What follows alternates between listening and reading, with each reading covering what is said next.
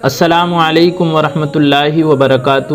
محترم دوستو، امید ہے آپ سب خیریت سے ہوں گے۔ اللہ تبارک و تعالی آپ تمام مسلمان بھائیوں کو خوشحال رکھے، تمام پریشانیوں سے الجھنوں سے محفوظ فرمائے۔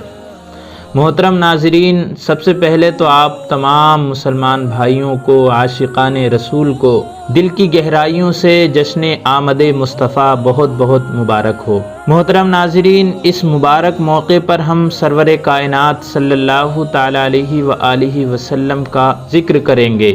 میں نے پچھلی ویڈیو کے اندر سرکار کے جسم مبارک کے تعلق سے گفتگو کی تھی کہ آپ کا جسم مبارک کیسا تھا۔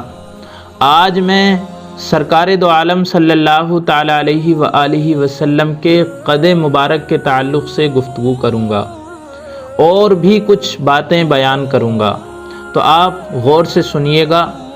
تو چلیے شروع کرتے ہیں۔ مزید ویڈیوز پانے کے لیے ہمارے چینل کو سبسکرائب کریں اور بیل آئیکن کو پریس ضرور کریں۔ حضرت انس بن مالک رضی اللہ تعالیٰ عنہ سے روایت ہے کہ حضور نبی کریم صلی اللہ تعالیٰ علیہ وآلہ وسلم کا قد مبارک درمیانی تھا اور آپ کا مقدس جسم انتہائی خوبصورت تھا۔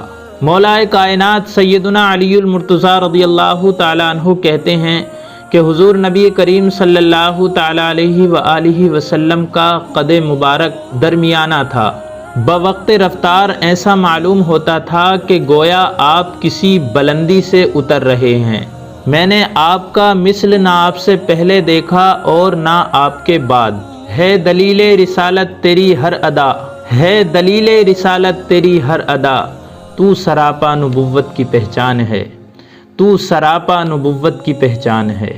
مولا کائنات سیدنا علی المرتضیٰ رضی اللہ تعالیٰ عنہ بیان فرماتے ہیں کہ حضور نبی کریم صلی اللہ تعالیٰ علیہ وآلہ وسلم کا سر مبارک بڑا تھا، جو شاندار اور وجیح ہونے کا نشان ہے۔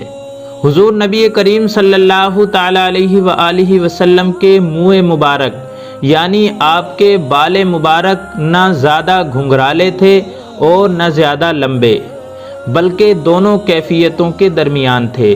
آپ کے مقدس بال پہلے کانوں کی لو تک تھے، پھر شانوں تک خوبصورت گیسو لٹکتے رہتے تھے، مگر حجت الوداع کے موقع پر آپ نے اپنے بالوں کو اتروایا۔ آپ اکثر اپنے بالوں میں تیل بھی ڈالتے تھے اور کبھی کبھی کنگھی بھی کرتے تھے، اور آخر زمانے میں حضور نبی کریم صلی اللہ تعالی علیہ وآلہ وسلم نے بیچ کی مانگ بھی نکالی ہے۔ آپ کے مقدس بال آخر تک سیاہ رہے اور داڑھی مبارک کے 20 بالوں سے زیادہ سفید نہیں ہوئے۔ حضور نبی کریم صلی اللہ تعالی علیہ وآلہ وسلم نے حجت الوداع کے موقع پر جب اپنے بال اتروائے تو وہ بطور تبرک صحابہ میں تقسیم ہوئے، اور صحابہ اکرام نے نہایت عقیدت کے ساتھ ان منہ مبارک کو اپنے پاس محفوظ رکھا، اور وہ ان کو اپنی جانوں سے بھی زیادہ عزیز رکھتے تھے۔ تو محترم ناظرین، ہم سرور کائنات صلی اللہ تعالی علیہ وآلہ وسلم کے شمائل و خصائل کے بارے میں گفتگو کر رہے تھے۔ کیا لکھے ان کی تعریف میرا قلم، کیا لکھے ان کی تعریف میرا قلم، جن کی توصیف میں پورا قرآن ہے، جن کی توصیف میں پورا قرآن ہے۔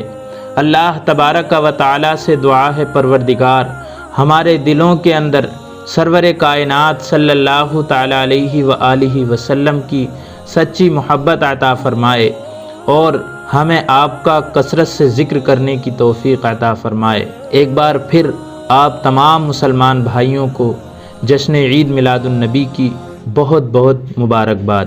السلام علیکم ورحمۃ اللہ وبرکاتہ۔ دعاؤں میں ضرور یاد رکھیے گا۔